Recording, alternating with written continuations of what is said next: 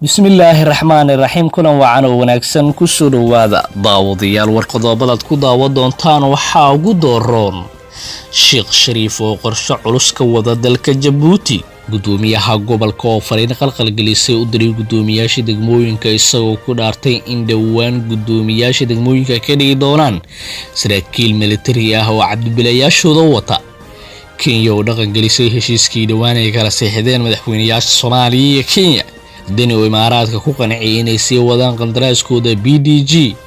booliska gobolka Bari oo soo bandhigay hub badan oo ay ka soo qabteen Boosaaso iyo diyaaradaha Yahuudda oo duqeeyay marinka Gaza. waa subax Khamiis ah, taariikhda ay ku beegan tahay 28 bisha 11 sanadka 2019. intaad maqasheen oo faahfaahsan ku soo dhawaada daawadayaal. dowladda Kenya ayaa ku dhawaaqday inay dhaqan gelisay heshiiskii dhawaan ay kala saxiixdeen madaxweynayaasha Soomaaliya iyo Kenya Maxamed Cabdullaahi Farmaajo iyo Uhuru Kenyatta.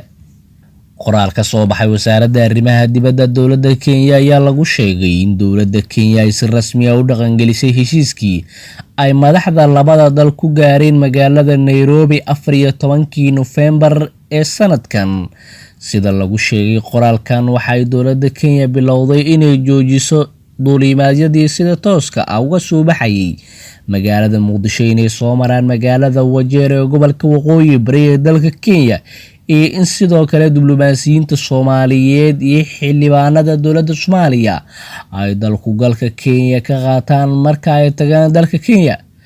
qoraalkan ay dowladda Kenya ku sheegtay inay aad uga go'an tahay inay fuliso heshiisyada labada dal. toddobaadkii la soo dhaafay ayaa diyaaradii ugu horeysay ee si toos ah uga duusha Muqdisho waxa ay ka degtay magaalada Nairobi. labada dal in muddo waxa uu dhaxeeyay khilaaf diblomaasiyadeed kadib markii uu soo kala dhex galay muran la xiriira dhanka badda. dowladda Kenya ayaa isku dayday in dowladda Soomaaliya ay cadaadis ku saarto inay ka soo noqoto maxkamadda Hague oo ay taal dacwadda labada dal oo la xiriira muranka badda Soomaaliya. Kenya ayaa waxay sheeganaysaa qayb ka mid ah badda Soomaaliya. gudoomiyaha gobolka Banaadir ayaa fariin adag u diray gudoomiyaasha degmooyinka.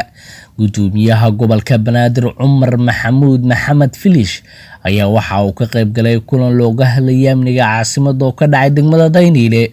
kulanka ayaa waxaa ka soo qayb galay mas'uuliyiin ka tirsan gobolka, xildhibaano, taliye ku-xigeenka ciidanka xoogga dalka Soomaaliya iyo marti kale.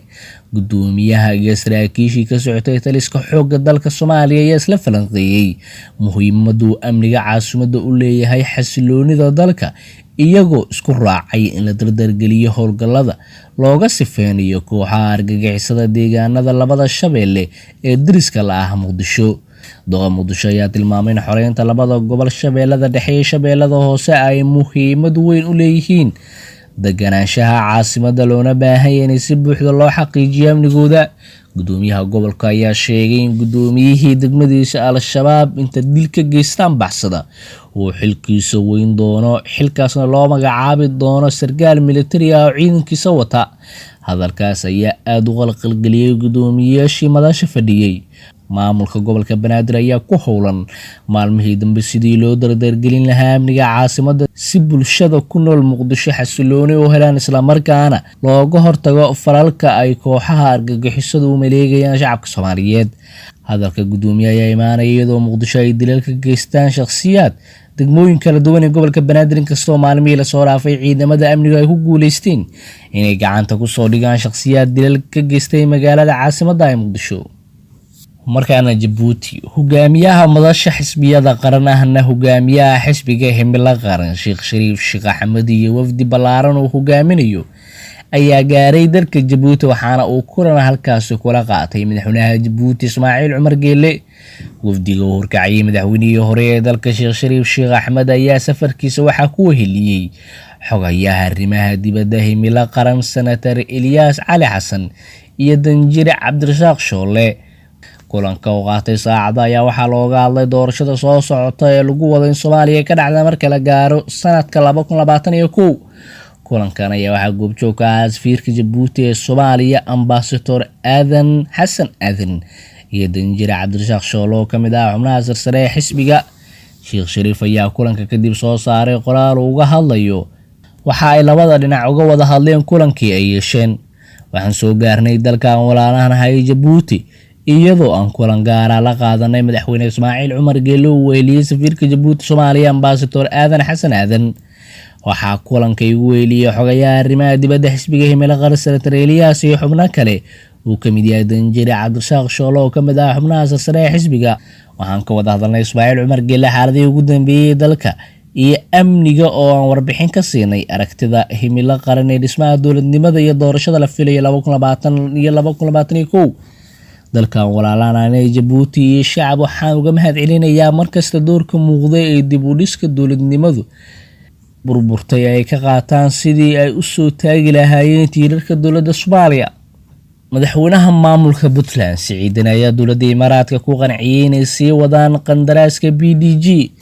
madaxweynaha dowlad goboleedka Puntland Siciid Cabdulaahi Dani oo maalmaha safar shaqo ku joogay magaalada Dubai ee wadanka Imaaraadka Carabta ayaa halkaas kula kulmay madax sare ka tirsan Imaaraadka Carabta.